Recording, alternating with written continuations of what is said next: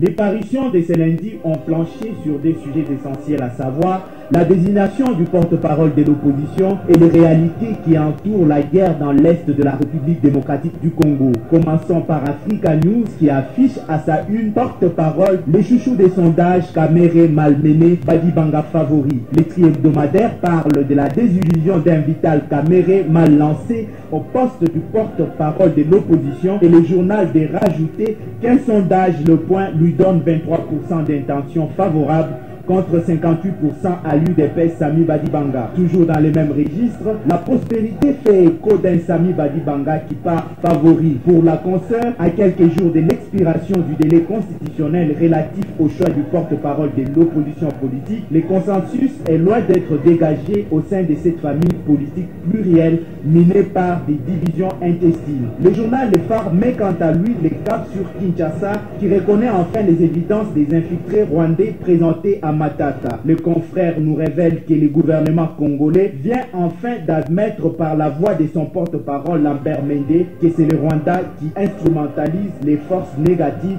présentement très actives au Nord Kivu, CNDP, M23 et FDLR.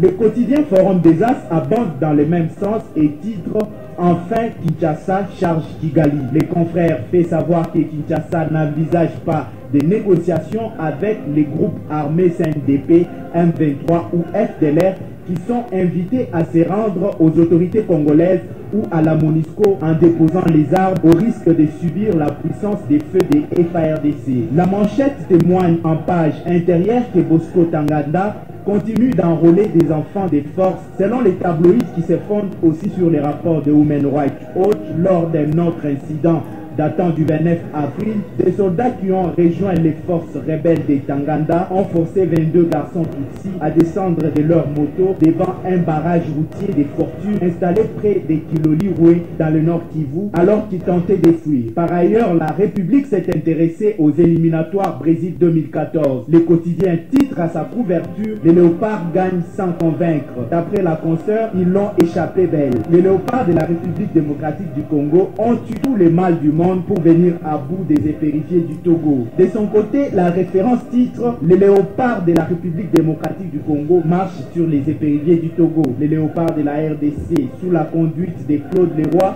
ont fait l'essentiel sans pouvoir convaincre en battant les épérifiés du Togo sur un score de début à brosse renchérit le journal. Ainsi s'achève cette revue de presse. Merci de l'avoir suivi.